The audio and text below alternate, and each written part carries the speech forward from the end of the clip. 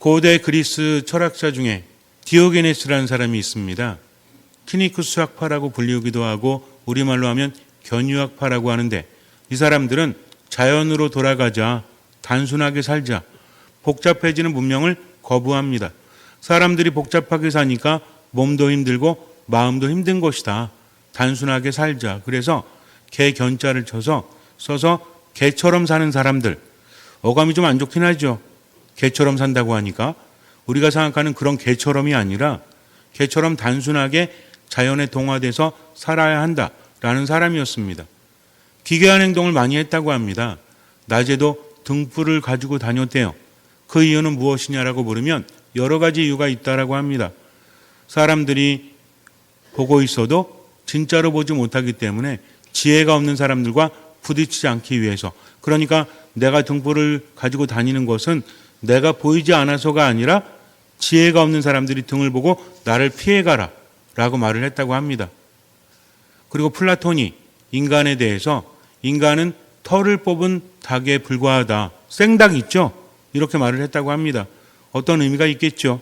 좀 풍자하는 것도 있고 여러 가지 의미가 있는데, 그것을 들은 디오게네스가 어떻게 했냐면 닭을 가져다가 털을 다 뽑은 다음에 여기 인간이 있다 라고 외쳤다라고 합니다. 여기도 의미가 있겠죠. 한마디 한마디가 그냥 내뱉는 것이 아니라 곱씹어보면 굉장히 큰 의미가 있기 때문에 그는 철학자였던 거죠. 이 사람은 평생을 단벌옷을 입고 살았다고 합니다. 항아리나 통 속에 들어가서 살았대요. 집도 없는 거죠. 하루하루 유유자적하면서 살았대요. 어떻게 보면 그냥 거지 아니냐 이렇게 말할 수 있겠지만, 이 사람 많은 지혜를 가졌기 때문에, 그 사람이 많은 사람들에게 영향을 줬기 때문에 그 사람이 특별한 사람인 거죠. 사람들이 이 사람에게 와서 지혜를 구했다고 합니다. 그때그때마다 내뱉는 말들이 마치 그냥 나오는 것이 아니라 준비되어 있는 것처럼 사람들의 삶의 핵심을 찝었대요. 그것을 듣고 살아가는 사람들은 많은 것을 얻었다고 합니다. 그래서 유명해진 거죠. 그냥 기괴한 행동이 대단해서 유명해진 것이 아니라 그 사람은 많은 지식과 지혜를 가졌기 때문입니다. 그때 마침 알렉산더 대제가 그 사람을 찾아옵니다. 알렉산더는 굉장히 유명한 사람이죠. 이 사람은 굉장히 힘듦에도 불구하고 왕이 되어서 그리스, 페르시아, 인도까지 차지합니다. 유럽의 3분의 1을 차지할 정도로 대제국을 거느린 그런 대단한 황제였어요. 이 사람은 인재가 필요했습니다. 땅을 차지할 때는 장수와 군인들이 있으면 되지만 다스리는 것은 쉽지가 않죠. 어디를 정복하는 것은 어렵지 않습니다. 쉽다는 게 아니라 다스리는 것에 비해서. 그런데 그것을 제대로 다스리는 정치는 무지하게 어려운 거죠. 지혜로운 사람이 필요했습니다. 디오게네스의 말을 듣고 평상시부터 흠모했대요. 마치 유비가 제갈량을 찾아가서 삼고초려하듯이 디오게네스를 찾아갑니다. 가서 이렇게 말을 해요. 내가 당신의 이야기를 익히 듣고 있었고 당신을 너무나 좋아하오. 그래서 당신에게 선물을 하려고 합니다. 무엇이든 말해보시오. 그런데 그때가 겨울이었다고 합니다. 오전이었는데 햇살이 매우 따뜻했대요. 디오게네스는 우통을 벗고 일광욕을 즐기고 있었습니다. 갑자기 앞에 어떤 사람이 나타나서 이야기를 거는 거죠. 나는 이 나라의 황제요. 그러니 무엇이든 줄 수 있어. 자, 필요한 것이 무엇이요? 그랬더니 디오게네스가 말합니다. 나는 필요한 게 없는데 지금 필요한 것이 한 가지 있습니다. 내 앞에서 좀 비겨주시지 않겠습니까? 당신이 햇빛을 가리고 있습니다. 라고 말을 했다고 합니다. 지금 필요한 게 뭐였죠? 햇볕을 쐬고 있는데 누군가 막은 거죠. 뭔가를 주려고 하지만 그 사람은 오히려 방해하고 있었다는 거죠. 알렉산더 대제가 어떻게 했을까요? 이런 싸가지 없는, 내가 황제인데 감히 어디서? 아닙니다. 이 사람도 대단해요. 옆으로 비껴서더니 이렇게 말했대요. 내가 만약에 황제가 되지 않았다면 디오게네스가 됐을 것이요. 그랬더니 누워있던 디오게네스가 이렇게 말합니다. 지금 우통을 벗고 내 옆에 누우시오. 그러면 디오게네스가 될 수 있을 것이요. 알렉산더 대제는 옆에 누웠을까요? 안 누웠습니다. 그냥 돌아갔다고 합니다. 알렉산더 대자는 정말 대단한 사람이었죠. 그런데 33세 나이에 숨을 거두게 됩니다. 그 많은 땅을 차지했음에도 불구하고 죽음은 피해갈 수 없었던 거죠. 죽으면서 이런 유언을 남겼다고 하죠. 내가 죽으면 관에 구멍을 뚫어라. 그래서 내 팔이 옆으로 늘어지게 하라. 사람들이 그것을 보고 저렇게 대단했던 황제도 결국 빈손으로 간다는 것을 사람들에게 알리도록 해라 라고 말을 했다고 합니다. 전반부에 디오게네스하고 만났던 것은 굉장히 유명한 일화입니다. 그래서 많은 화가들이 그림으로 남겼어요. 하지만 뒤의 이야기는 확실하지는 않습니다. 아마도 그랬을 것이다 라고 전해지는 거죠. 이건 중요하지 않아요. 그의 삶이 너무나 화려했고 너무나 대단했지만 뭐는 피해갈 수 없었다? 죽음은 피해갈 수 없었다. 그리고 마지막에는 빈손으로 간다라는 거죠. 여러분들은 어떠하십니까? 삶을 살아가면서 우리는 시간의 굴레 속에서 어쩔 수 없이 나아가고 있잖아요. 원하든 원하지 않든 돈이 많다고 해서 시간을 붙들어맬 수 없죠. 돈이 없다고 해도 시간은 우리에게 주어집니다. 이것은 우리의 한계라는 거죠. 어쩔 수가 없는 겁니다. 코로나 때문에 많은 시간을 잃었죠. 아무것도 아닌 것 같아도 이것이 우리 안에 많은 우울과 분노를 남겨놓았어요. 그래서 너무나 화가 납니다. 너무나 짜증납니다. 너무나 우울합니다. 이것이 지속적으로 우리들의 삶에 영향을 주겠죠. 포스트 코로나 이후에 많은 것들이 변화되었다고 합니다. 코로나 이전으로 돌아갈 수 없다라는 말을 하죠. 왜 그럴까요? 이것은 우리의 마음이 변했기 때문에 그래요. 이전으로 돌아간다는 것은 참으로 쉬운 일이 아닙니다. 이미 우리도 알고 있다는 거죠. 그래서 삶에 대해서 다시 한번 생각해 봐야 돼요. 왜냐하면 시간이라는 것은 우리의 의지에 상관없이 나를 끌고 가기 때문입니다. 어떤 사람은 시간에 끌려갑니다. 그러면서 번번이 후회하죠. 내가 왜 그랬을까? 그러나 앞으로도 후회할 거예요. 어떤 사람은 시간을 앞서가기도 하죠. 만들어가기도 한다는 겁니다. 우리는 이렇게 살아야 돼요. 끌려가는 인생은 참으로 힘들기 때문입니다. 일단 실체를 알아야 한다는 거죠. 내가 소유한 것이 정말 내 것입니까? 동전이 있습니다. 예전에 어떤 동전을 봤는데 굉장히 오래된 동전이더라고요. 앞으로 동전이 사라지지 않는다면 앞으로 50년 후에 동전은 남아있지만 사람은 남아있지 않을 수도 있겠죠. 하찮은 100원짜리, 10원짜리라고 하지만 누가 더 오래 가죠? 인간이 오래 갑니까? 10원짜리가 오래 갑니까? 인간이 오래 갑니까? 1원짜리가 오래 갑니까? 어쩌면 인간은요, 1원만도 못한 것 같아요. 왜? 남아있지 못하기 때문이죠. 그렇다면 어떻게 살아야 될까? 수많은 사람들이 그 길을 찾고자 헤매입니다. 지금 힘든 것은 불안하기 때문에 그래요. 누차 여러분에게 말씀드리지만 지금 힘들어도 앞으로 희망이 있다면 인간은 충분히 그 힘겨움을 이겨낼 수 있습니다. 문제는 뭐냐면 지금도 힘들지만 앞으로도 희망이 없다. 이것이 인간을 무너지게 하는 거죠. 본인이 즐겁지 아니한데 어떻게 다른 사람에게 기쁨을 줄 수 있겠습니까? 이게 문제라는 거죠. 내 안에 희망이 없고 내 안에 기쁨이 없고 내 안에 평화가 없다면 자꾸만 휘둘리고 있다면 가까이 있는 사람들에게 상처를 줄 수밖에 없다. 왜? 내 스스로가 상처받고 있기 때문에. 그래서 현실을 제대로 알아야 합니다. 수많은 사람들이 길을 찾고 있지만 그 길을 찾지 못하죠. 그러나 우리는 이미 그 길을 알고 있습니다. 어떻게 받아들이느냐 하는 것이 중요하다는 거죠. 우리는 기분이 안 좋은 소리는 듣고 싶어 하지 않아요. 좋은 소리만 듣고 싶어 합니다. 이게 문제라는 거죠. 현실을 명확히 봐야 합니다. 내가 살고 있는 오늘의 정체는 무엇입니까? 야고보 사도는 야고보서 4장에서 우리에게 이렇게 이야기합니다. 사랑하는 여러분, 자 이제 오늘이나 내일 어느 고을에 가서 1년 동안 그곳에서 지내며 장사를 하여 돈을 벌겠다 하고 말하는 여러분, 그렇지만 여러분은 내일 일을 알지 못합니다. 여러분의 생명이 무엇입니까? 여러분은 잠깐 나타났다가 사라져버리는 한 줄기 연기일 따름입니다. 라고 말해요. 연기가 나타났다가 사라지죠. 제가 미사 때 분향을 했는데 분향이 무엇이죠? 하느님께 올라가는 연기를 따라서 우리의 마음을 하느님께 봉헌하는 겁니다. 연기가 보였다가 사라지죠? 이게 몇 초예요? 한 5초? 10초? 완전히 사라질 때까지 한 20초? 이것을 늘리면 인간의 생명과 다를 바가 없다는 거죠. 우리는 단지 한 몇 년 동안 나타났다가 사라지는 연기죠. 인간의 수명이 어느 정도입니까? 여러분들은 몇 살 정도까지 사실 거예요?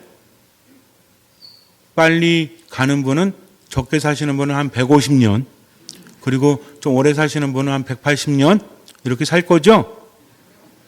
뭘 아니긴 아닙니까? 그렇게 살아야죠. 그런데 결국 나타났다가 사라지는 것은 똑같지 않습니까? 삶이란 게 그래요.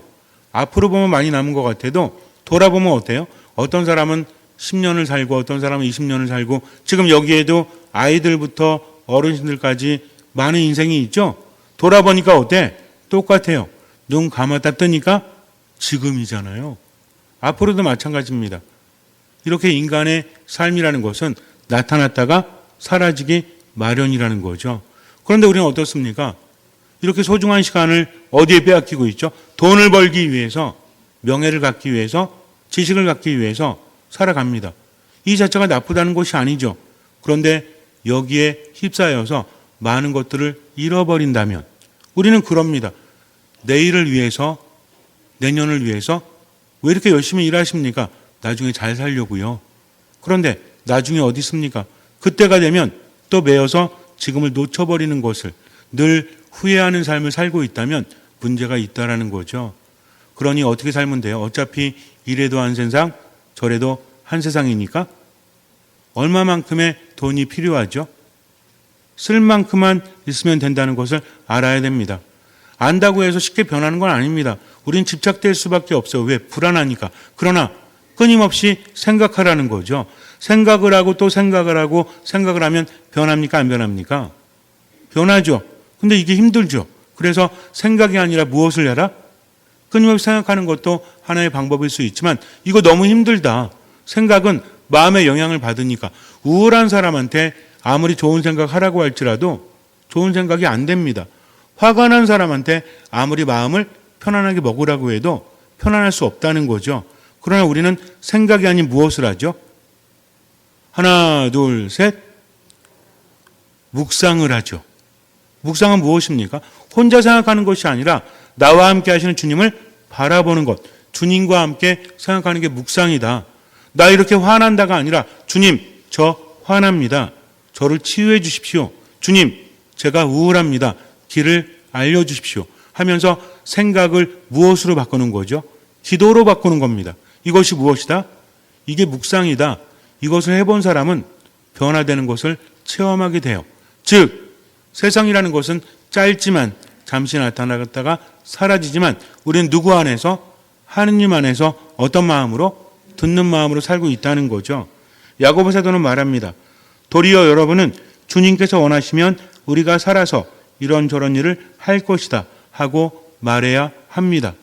라고 우리에게 전해주고 있죠. 내 삶 안에서 그저 주님의 뜻대로 내 삶은 모두 사라지고 그저 신앙적인 행위만 한다? 이것이 아니라 지금 여기에서 하느님께서 무엇을 바라시는가? 그분은 어떤 말씀하십니까? 내가 힘들어 죽겠는데 십계명 지켜라, 뭐 지켜라 이런 말씀하십니까? 그분은 나보다 더 잘 아시고 나를 나보다 더 사랑하시기 때문에 이렇게 말씀하십니다. 네 앞이 절망적일지라도 나를 믿고 힘을 내라. 죽음의 골짜기를 간다고 할지라도 내가 함께 있다면 너는 죽지 않는다. 사람들이 아무리 너를 외면해도 나는 너만을 바라보고 있으니 힘을 내서 언제를 살아가라? 지금을 살아가라. 병에 들어서 시한부라고 할지라도 오늘을 굳게 살아가라. 내가 너와 함께한다. 라고 말씀하십니다. 그분은 우리에게 위로를 주십니다. 그분은 우리에게 치유를 주십니다. 그분은 우리에게 지혜를 주신다는 거죠. 그래서 하느님께서 나에게 무엇을 바라시는지 그것을 듣고 살아간다는 것은 어떤 의무를 채우는 것뿐만 아니라 지금 내게 필요한 것을 하느님께서 주시는 것을 받고 살으라는 거죠. 그러면서 세상을 살아가니 어때요? 마음이 즐겁습니다. 언제만 살아갑니까? 지금만 살아간다는 거죠. 인생이 150년, 200년이라고 할지라도 우리가 착각하면 안 돼요. 그냥 그렇게 살아가는 게 아니잖아요. 다 시기와 때가 있지 않습니까? 한 살은 한 번이에요. 61년 3월 2일은 한 번 살아갑니다. 즉 우리는요, 인생을 지금을 한 번 살아간다는 거죠. 그래서 이렇게 보셔야 돼요. 몇십 년을 살았다 전체 수명을 보지 말고 뭐를 봐라? 지금을 살아가라는 거죠. 그러면 일찍 가는 사람도 없고 늦게 가는 사람도 없습니다. 그저 언제만 살아가니까? 지금을 살아가니까. 지금 행복해야 됩니다. 지금 즐거워야 됩니다. 그러기 위해서는 어떻게 해야 된다? 주님 안에 머물러야 한다는 거죠. 변하는 세상에 중심을 두고 살아가면 안 되죠. 돈이 필요하지 않다는 게 아닙니다. 돈이 필요합니다. 얼마만큼? 쓸 만큼만 필요하다. 얼마만큼의 먹을 것이 필요하죠? 먹을 만치. 입을 것은 입을 만치. 그리고 집은 생활할 만치 필요하다는 거죠. 때로는 욕심이 생기고 때로는 상실에 대한 아픔이 있어도 다시 한번 뭐 해라? 묵상해라. 그래, 인간이 살아가는데 이 정도면 된 거지 하면서 성호를 그으십시오. 비록 부족하지만 그래도 가족이 있으니, 아니 어쩌면 혼자 살아도 기도할 수 있으니 하느님 감사합니다 하면서 무엇을 그어라? 성호를 긋고 지금을 살아가라는 거죠. 그럴 때 하느님께서 함께 하시고 그 사람의 믿음은 기적을 일으키게 되어 있습니다. 어차피 인생이라는 것은 흘러가기 마련이에요. 모든 것들은 사라지게 마련입니다. 그러나 무엇은 사라지지 않죠? 나에게 주어진 오늘은 사라지지 않습니다. 그러니 오늘을 어떻게 살아라? 즐겁게 살아라. 행복하게 살아라. 너무 추상적이죠? 저는 여러분께 말씀드립니다. 우리는 신앙인들이니까 오늘을 누구와 함께 살아라? 하느님과 함께 살아라. 누구 안에서 살아라? 하느님 안에서 살아가라는 거죠. 쉽죠? 안 쉬운데요. 그걸 몰라서 그러는 게 아닌데요. 라고 말합니다. 팁을 드릴게요. 3가지만 지키십시오. 첫 번째는 뭐냐면 하느님 안에서 살아가기 위해서는 성경을 잘 알아야 되는데 어디부터 어떻게 해야 될지 잘 모르잖아요. 말씀은 전체를 파악하는 지식적인 단계가 중요하긴 하지만 필수적인 건 아닙니다. 말씀은 살아있기 때문에 그날 말씀을 잘 들으면 되는데요. 명심하세요. 매일 미사에 참여하지 못해도 첫 번째, 매일 미사에 독서와 복음만큼은 읽고 묵상해라. 몇 분 걸리죠? 스마트폰에 어플리케이션이 다 있죠? 매일 미사 굿뉴스 있습니다. 여기 들어가면 오늘 독서하고 복음이 쭉 나와요. 이거 읽는데 몇 분 걸려요? 빠른 분은 1분도 안 걸려요. 아무리 늦어도 2분도 안 걸립니다. 이것만 그날 읽고 묵상해라. 아셨죠? 첫 번째 이겁니다. 두 번째는 우리가 하느님 말씀 안에서 살아가는데 매 순간순간 뭔가 느껴질 때마다 살아가는 것도 중요하지만 미사에 충실해라. 어디 미사에? 주일 미사에. 가고 싶을 때 안 가고 싶을 때 있죠. 그럼에도 불구하고 꾸준히 머물러야 합니다. 인간을 바꾸는 게 뭔지 아십니까? 즉흥적인 것은 인간을 바꾸지 않아요. 무엇이 인간을 바꾸죠? 습관이 인간을 바꿉니다. 우리가 습관 그러면 안 좋은 것만 생각하지만 그렇지 않습니다. 내가 밥을 먹는 것도 습관이죠. 숟가락질도 처음부터 잘하진 않잖아요. 그러나 숟가락질하고 젓가락질 하다 보니까 어느 순간에 의식하지 않고도 도움을 얻죠. 미사도 마찬가지입니다. 내가 느끼지 못해도 미사에 머무르는 만큼 무엇이 된다? 치유된다. 정화된다. 그러니 뭐만큼은 지키자? 주일 미사만큼은 지키자. 아셨죠? 첫 번째 뭐였습니까? 매일 미사에 참여하지 못해도 매일매일 미사에 독서와 복음은 읽고 묵상한다. 두 번째 뭐라고 했죠? 주일 미사에 어쨌든 참여해라. 내가 느끼지 못해도 은총은 있다. 두 가지가 가장 중요합니다. 세 번째는요. 이걸 명심하세요. 어떤 일이 있을 때 슬픈 일, 화가 나는 일, 당황스러운 일, 힘든 일이 있을 때 멈춰라. 그리고 성호를 긋고 하느님을 불러라. 그래서 생각하기 힘들면 무엇을 해라? 묵상을 해라. 3가지 어렵지 않죠? 벌써 까먹으셨나? 어렵지 않죠? 첫 번째 뭐예요? 매일 미사에 독서와 복음은 읽고 묵상한다. 까먹는 날은 괜찮아요. 그 다음날 전날 것까지 하면 돼요. 그렇게 하다 보면 3개월쯤 지나면 절대로 까먹지 않습니다. 두 번째는 뭐 해라? 주일 미사에 적극적으로 참여해라. 세 번째는 뭐 해라? 어떤 일이 있을 때 즉흥적으로 행동하는 것이 아니라 묵상 기도의 기회로 삼아라. 멈추고 무엇을 그어라? 요거까지만 하세요. 그러다 보면 기도하게 됩니다. 화가 났어요. 어떻게 합니까? 성호를 긋는 거죠. 근데 나를 화나게 한 사람이 앞에 있어. 그러면 성호를 긋을 수는 없잖아요. 그 사람이 어떻게 생각할지 모르니까 손바닥에다 무엇을 그어라? 십자가를 그어라. 몇 번? 3번. 성부와 성자와 성령의 이름으로 아멘. 이렇게만 해도 올 한 해가 완전히 달라질 겁니다. 나타났다가 사라지는 세상에 휘둘리는 것이 아니라 무엇이 있죠? 중심이 있습니다. 흔들려도 뽑혀나가지 않는다는 거죠. 여러분들 정말 해보세요. 그러면 삶이 바뀝니다. 잠시 눈을 감으세요. 우리들의 인생은 끝이 있죠. 걱정하지 마십시오. 우리는 이 삶으로 끝나는 것이 아니기 때문입니다. 세상에서 살던 집이 허물어지면 하늘에 영원한 거처가 마련되기 때문이죠. 그러니 걱정하지 말고 염려하지 말고 그저 오늘만 주님 안에서 살아가십시오. 듣는 마음으로 살아가십시오. 매일매일 말씀을 읽고 묵상하십시오. 단 2분만 투자해서 주일 미사에 적극적으로 거룩하게 참여하십시오. 그리고 어떤 일이 있을 때 멈추고 성호를 그으십시오. 듣는 마음으로 살아가십시오. 우리들의 삶이라는 것은 그렇습니다. 잠시 나타났다가 사라지지만 하느님 안에 머물면 그 사람은 영원히 살아가니 그저 하느님께 맡기고 지금만 살아가십시오. 주님께서는 그 믿음을 보시고 우리 삶에 놀라운 기적을 일으켜 주실 것입니다. 아멘.